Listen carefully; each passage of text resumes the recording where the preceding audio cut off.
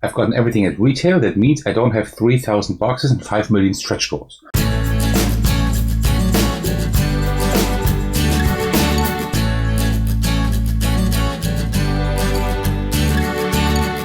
Hey everyone, this is Attackers, and today I want to show you how I organize my Marvel United collection.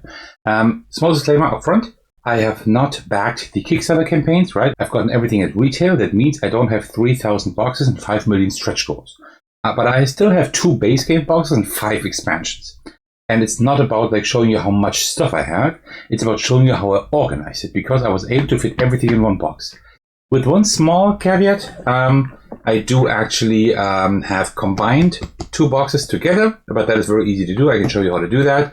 Like this is one expansion box and one regular box. So it's a little bit thicker, deeper than regular boxes. But apart from that, everything I have, 2 base game boxes and 5 expansions, are all in here. So grab yourself a cup of tea and I will show you how I did that. All right, so first things first, what I did is I showed you I combined 2 boxes with one another. So let's open that up so I can show you how that works. So these are just the rulebooks, right? So I put like the Spider-Geddon rulebook here and the X-Men, because these are the 2 base game boxes I have. And then you also see like all the other rulebooks that I have, right?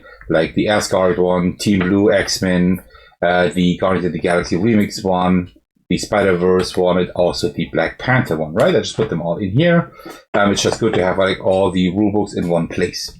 Regarding the box, so what you do if you want to actually like make the door box a little bit deeper so you have more room, you need 2 boxes that are the same size, like at least that have the same width and height, but have a different depth, right? And then you put like the deeper box, you put on the outside, and you put the smaller box, you can see here, just inside here, right? Like this. And on the bottom, you do the other way around. You first of all take the less deep box. Let me just show you here. If I just move it a little bit like this, then you can see it, right? There's the less deep box here, and then inside I put the deeper one, right? And that means you are creating like a box that is larger, right? It's like pretty much as deep as a regular box plus that expansion. And that way I was able to fit everything in here. So now let's take a look at here. This will just be a short video showing me what I did here.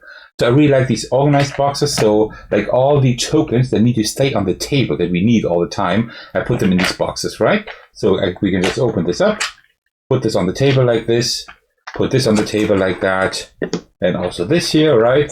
And then we have like all tokens that we need during gameplay. We have them like all on the table. So that was very easy. I just put that here on top. What I then did is I put all of the hero cards right here. So if I tilt that again a little bit, then you can see like these are all the hero cards here. These are all sleeved, as you can see here, right? I also put like a little bit of foam here. I usually do that. I also do that with my Eon's End collection. I do that because when you're looking for cards, you can actually use that foam to kind of like bounce them back and forth. That means you have like more room, right? And it's like easier as if you don't have it, because then the cards slide around. You have to put them like back and forth. And this way, they always stay in place, but you can still have that leeway to kind of like look for these cards. I have these dividers here. For example, here for anti-venom. I have these dividers here. I only put them on thin paper, but you could also like make them a little bit thicker. Like it's not thin paper. I think it's like 160 grams. I'm not quite sure. So it's thick enough. And they're a little bit too small for the for sleeve, because you may be able to see it, but you can hardly see it, but it's enough to find them, right? So that's good. I actually like it that they're not too high, because I put stuff on top and otherwise it would then bend and break too much. Then if we just rotate the box a little bit, we see that here I did the same thing, right? Here I have like all the bosses that I have, right? I think 13 bosses I have with like the content I have, plus like the miscellaneous stuff here. I was not 100% honest when I said I put everything in here. There are cards like about like that thick of a stack of cards I did not put in here.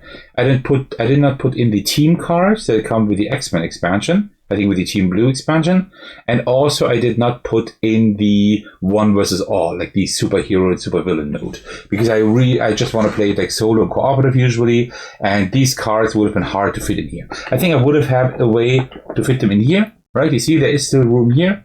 quite a bit actually, right? I might have been able to put them in here, but I didn't want to. I just didn't feel like doing that. So yeah, that's the way that is. Then like the main dashboard for the villain, I actually just put that in the rulebook here. Because otherwise it will like break, because like that's that arrow, right? It will just bend. That's why I just put it in here. It just fits perfectly in the rulebook. Put that in here so nothing happens to that. Then we have like all of the dashboards here for like the bosses, right? So these were very easy. Oh, I actually still have the team thing in here. I don't need that in here, but still, I just put them here on the side just like that, right? And we're almost through. The most complicated thing was this. These 4 boxes, these are actually the puzzle Pokeball boxes from Ravensburger. I have like, I think I have all the Pokeballs here. I have them here on the right. You can see them right now, but I have like 7 of those. I think this should be all, or almost all of them. And these are actually perfect for putting miniatures in here.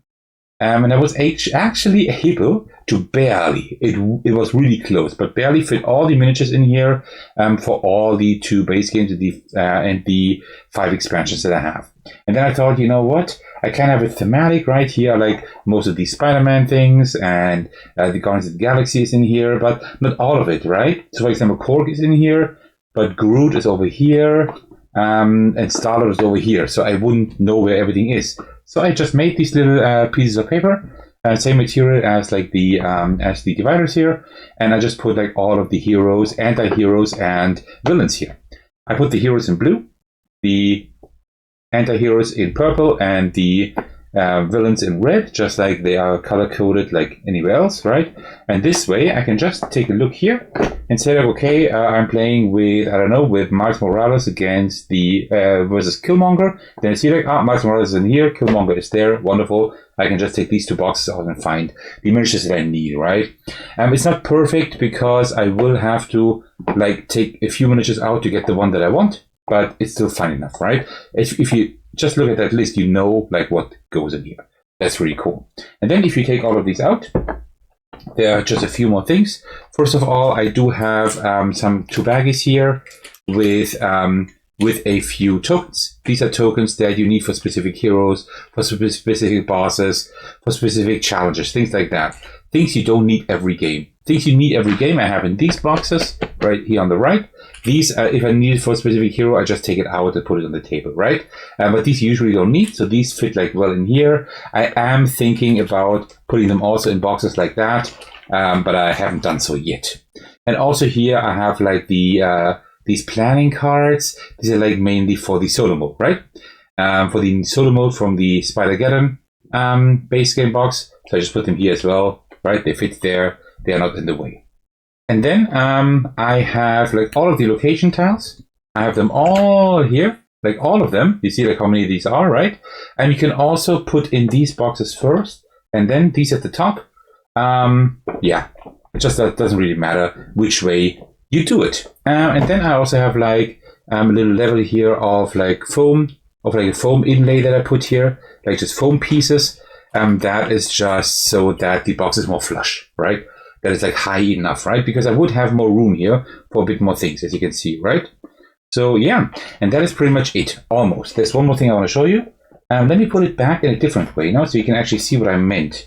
Because what you can do, you can actually also like put these first, like the way I organized it, like, come on, like this here.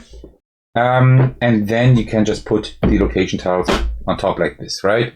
I usually like to do it the other way. But if you do like, because if you do like this, these slide around a little bit, right? But it will also work like this. One more thing I want to show you, and that is actually like these. So I made everything myself except for these dividers. You can get these online. And like, for example, let me take out Penny Parker, because some of them have equipment, and these dividers, if you get them on BoardGameGeek, they also have a page where you can print out these little equipment thingies here, and you can just I just put them like with tape here. I think you can even see the tape if the light reflects. You can like tape them to this card, to the divider, and then you have room to actually put like the equipment card in here. That means if I want to play Penny Parker, I just like find the spot here, I take out all the cards and take out the equipment cards, then I'm ready to go. That is really, really cool. Yeah, that is pretty much how I organize it. There are probably better ways to organize a huge collection, but this took a few hours, And I'm quite sure this is one of the best ways you can like organize a smaller, like a retail collection. Of course, if I now got the first base game, which I don't have, the original, and also the last expansion I'm missing, I think one of the last expansions I'm missing, which is Deadpool, then it would be kind of rough to put them on here. I think I would still have room to kind of shove it in here, but it would be very, very close. So I'm quite happy with that. And seriously, this is enough replayability for now.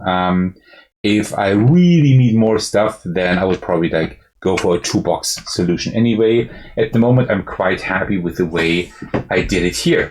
Right, and then like you put everything back together. This time I put the locations on top, just to show you that also works.